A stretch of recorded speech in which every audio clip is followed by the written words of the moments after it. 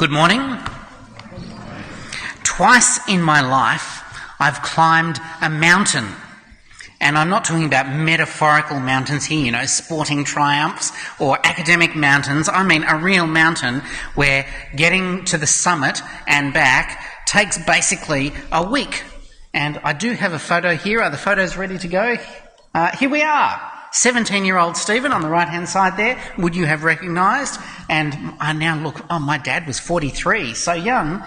And there we are near the top of Mount Wilhelm in Papua New Guinea. The base camp at Mount Wilhelm is higher than the top of Mount Kosciuszko. The peak is approaching twice the height, and along the way you pass through this vast scenery. You drink from glacial lakes, you gaze into the sunrise at 14,000 feet amid what seems to be a moonscape. That is, you're so far above the tree line, as you can see, all there is rocks and moss. You listen to the incredible stillness in the incredible stillness, you listen to the tinkling of distant waterfalls. The final climb to the summit starts at 2 o'clock in the morning. Why is that? It's because for safety, you have to leave the top of the mountain by 8:30 before the clouds roll in. And so the final climb happens entirely in the dark. How do you know the way? How do you possibly know the way?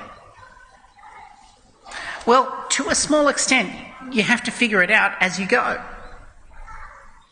That is, you're not the first ever to make this ascent. Every now and then, someone goes up with a can of paint and a paintbrush and just slops up these random route markers. So, with your little group, in the black of night, there you are, peering around by torchlight, going, is that it? Is that the next marker? Or is that it? Or maybe that's it. Oh, how do we get from here to there? And you make your way. And then when you get there, you shine around. Was that thing that we thought was the other marker last time, could that be it? Can we get from here to there? Oh, there's kind of a path. Okay. And that's how you make your way up Mount Wilhelm. On the way back down, you discover that in the black of night, you have threaded along some sheer cliff tops without ever knowing it. It's a little frightening, actually. How do you know the way? Well, no, you don't have to pioneer the way. Someone else has pioneered the way for you. But you do kind of have to figure it out on your own and improvise as you go, following the helpful lead of others. I was going to say, by the way, that is what not showering for a week does to one's hair. Is that what it means to follow Jesus? Is it that he is simply the pioneer? And then you and I, more or less, walk in his steps, improvising as we go. Because if he were simply the trailblazer, giving my own pathfinding efforts a boost, I'm now talking about all of life, that would be very, very, very convenient for my own pride. It really would suit my pride if Jesus were not too unique. And if his job was simply to help me blaze my own path and carve out my way towards eternity, don't you think? This is week 4 in our series exploring the great I am statements of John's Gospel. Last week we had I am the light of the world. The week before that, I am the bread of life. That is, I am all that you need. The week before that, that extraordinary statement, before Abraham was, I am, and there's 4 more to come after today. And though it's Palm Sunday, we're scooting ahead, as it were, this morning in the original storyline to the Thursday evening of Holy Week. And we're in our mind's eye going to Jesus' Last Supper in that upper room with his closest circle of friends, the evening has not been comfortable. First there was that awkward half hour or so with the bowl and the towel. And the master himself stooping to wash their dusty feet. And then, when it was all over, as if that hadn't been bad enough, then he wanted to talk about it and draw lessons out of it. After all of that, then there's been this perplexing conversation about one of them who evidently is on the brink of betraying him. And then there's another who, before sunrise, will disown him. Even the way he talks about love makes love sound seriously costly and courageous, though wonderful. And now the dinner conversation takes an even more bewildering turn. John chapter 14. Do not let your hearts be troubled. You trust in God, trust also in me. In my Father's house are many rooms. If it were not so, I would have told you. I am going there to prepare a place for you. And if I go and prepare a place for you, I will come back and take you to be with me, that you also may be where I am. You know the way to the place where I am going. Thomas said to him, Lord, we don't know where you are going. So how can we know the way? Now there's a whole stack of comments on that brilliant paragraph, even before we get to verse 6. First, Jesus says, for all who belong to me, there is an eternity worth waiting for. For all who belong to me, there is an eternity, and it's worth waiting for.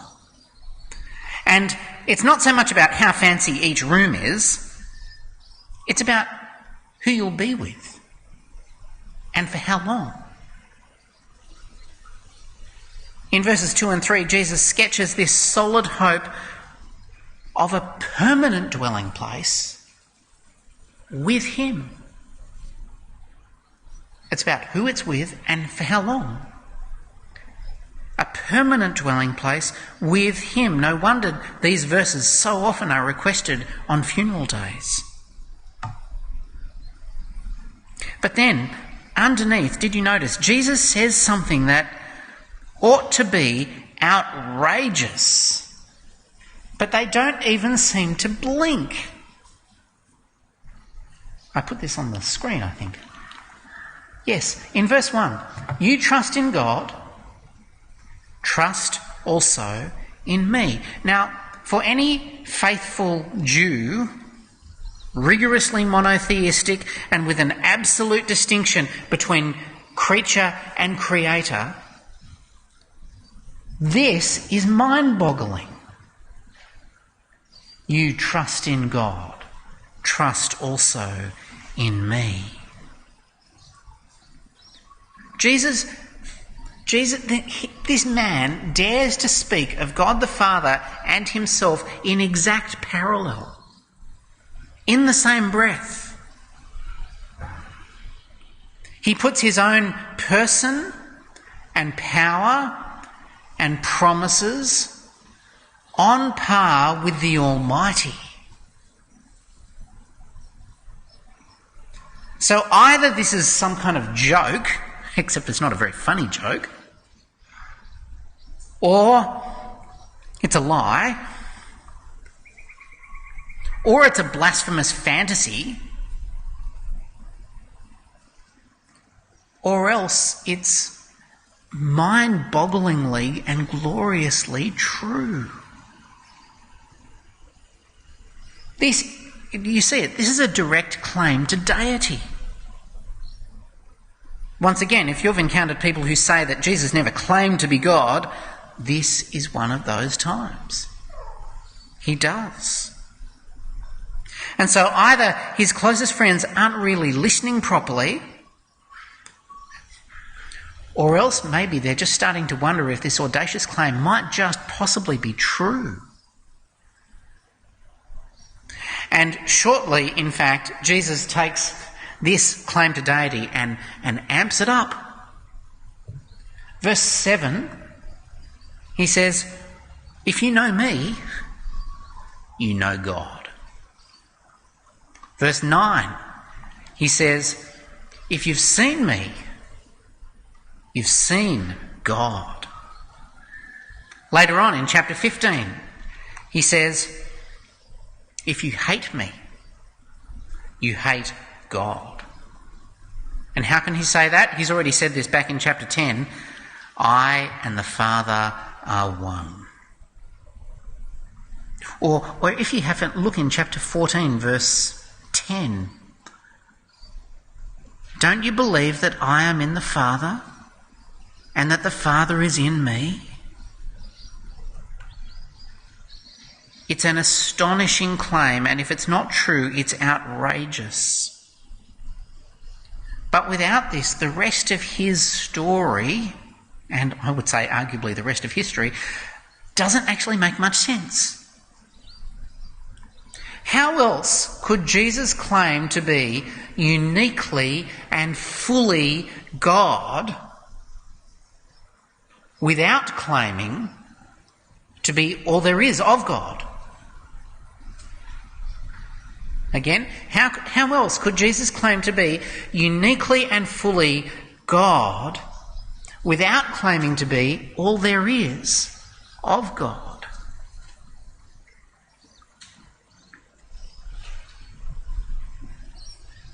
Next, there's this whole business about going away to prepare a place. I've got this on the screen as well. "I'm going there to prepare a place for you. And if I go and prepare a place for you, I will come back and take you to be with me." I think the single largest hotel that I've ever stayed in, and you'll understand in just a moment, when I stayed in this hotel, there was a significant degree of personal discomfort, even with just being in the building. The single largest hotel that I've ever stayed in was Jupiter's Casino, now the Star on the Gold Coast. The reason it was for a scientific conference back in 1994, it's a hotel with hundreds upon many hundreds of rooms. It's seriously big as hotels go, with the casino out the front. Is Jesus saying that his Father's house is kind of like Jupiter's, maybe without the casino, Jupiter's on super steroids? And is he saying that what he needs to do is get back there so that he can start the vacuuming and making up beds and fluffing up pillows and straightening furniture and cleaning the bathrooms and polishing doorknobs and hanging paintings, maybe a Caravaggio in this room and a Hans Heissen in the next room, and then obviously he'll need to start planning some extensions, and there's just so much to do. And he says, it's going to take me a seriously long time. And so he says to his disciples, please just sit patiently. When it's all done, when it's all ready, then I'll be back and I'll take you. Is that what he's saying? I believe he's saying something quite different to that. The thing is, you matter so much to the living God. You matter so much to him. You are made in his image. You are designed to enjoy eternity in his glorious, loving, powerful presence. But because of your unholiness, your inner unholiness, there is no possible way that you could hope to dwell in his holy presence, even for a moment, let alone permanently, until the unholiness in you has been eradicated.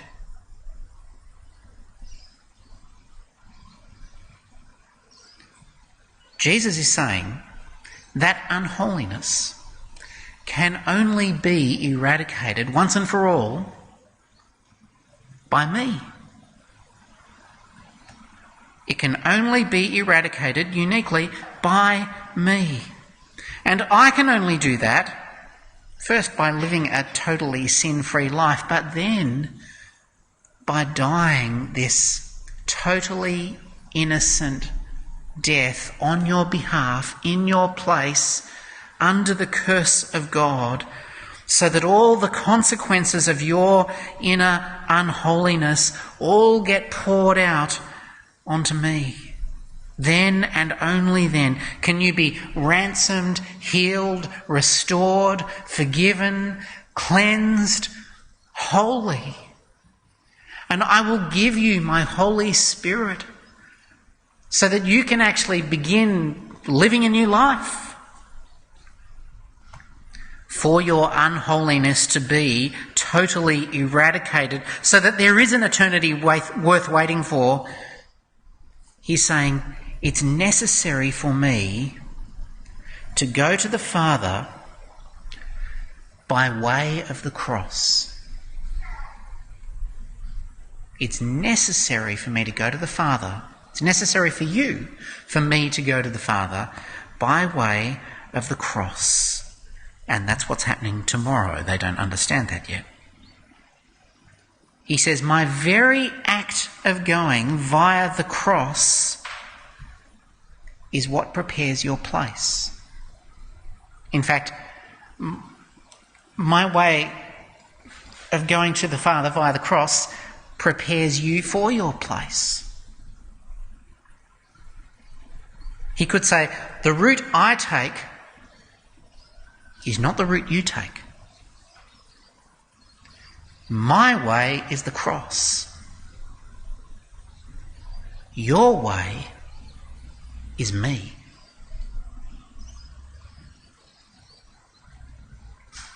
And so when Jesus says let's track this again from verse 4, you know the way to the place where I am going. He's thinking, well, you know me. Thomas said to him, Lord, we don't know where you are going. So how can we know the way? Jesus answered, I am the way and the truth and the life.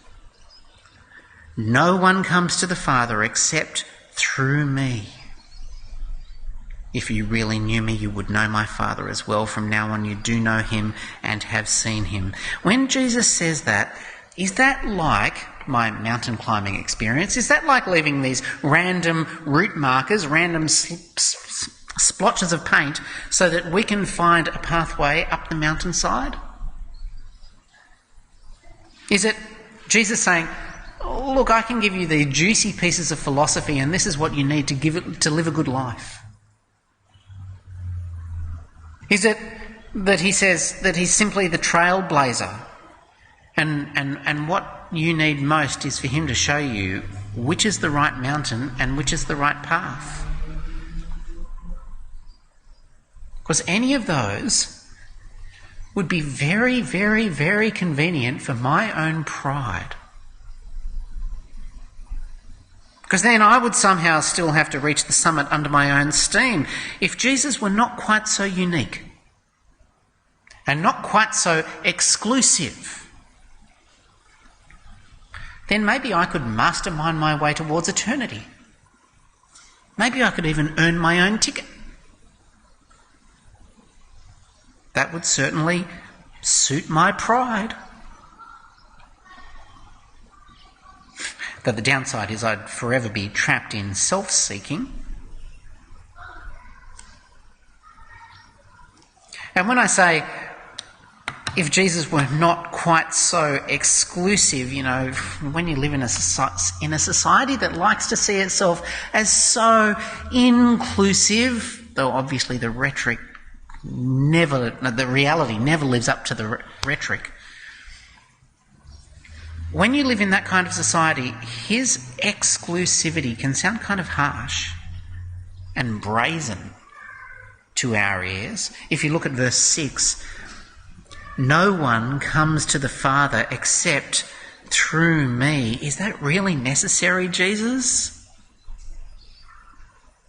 Well, yes. If there were an alternative way, then Christ died for nothing. Yes, this exclusivity is necessary, and in fact it's glorious. There's an old hymn, there was no other good enough to pay the price of sin. There was no other good enough to pay the price of sin. That's why he and only he can say, no one comes to the Father except through me. I am the way. I am the way, he says, and the truth. And yes, he knows that there are some who would like to claim that truth is whatever you make of it. Even in John's Gospel, you see that. Though that turns out to be a silliness. Every time you have to entrust yourself to someone else. You know, when you entrust yourself to an ambulance officer, what's true for me is true for me, and what's true for you is true for you. That's just a silliness. Or what if you entrust yourself to a zipline operator or to a friend? It's a silliness. We treasure authentic truth tellers. And Jesus has the boldness to say, I am the way and the truth. I bring truth that satisfies, like no other. And he says, and the life. And as he says those words, he knows that he'll be going to the grave tomorrow. And the death he is facing is terrible. On the cross, he will suffer hell for us. And it's not like he's Teflon Man and the suffering just kind of slides off. The suffering is real. But he's also the one man with life in himself. And so, for the joy set before him, he will endure even this. I am the way, I am the truth, I am the life. Now, if Jesus were simply the trailblazer, giving my own pathfinding efforts a boost, and if he were not too unique and too exclusive, oh gee, that would be so convenient for my pride. But who else declares this? My way is the cross. Your way, and your only possible way, is me. And I am the one man with life in himself. And I bring truth that satisfies. Almost 20 years ago, when Julie and I had 2 young daughters, which sounds really weird now, there's a song that I would sing with them each Monday morning as we bundled into the car together and headed off to a particular destination. The song went, we're going to preschool, hip hip hip hip hooray, we're going to preschool. And there was a whole song that took quite a lot of traffic lights and all the way. And I could say, I'll show you the way. I'll take you the best way. I couldn't say, I am the way. I could say, I'm your dad. I'm trustworthy. I couldn't say, I am the truth, your truth. I could say, I will do everything in my power possibly to protect you as we travel. I couldn't say, I am your life. Jesus is triply unique. He says, I am your way to the Father and your final source of truth and your source of inextinguishable life. There is no other. And we'll have more of that on Easter Day. And so to finish, there's one big question. It's the obvious big question. It comes straight from verse 1. Will you trust him? Will you?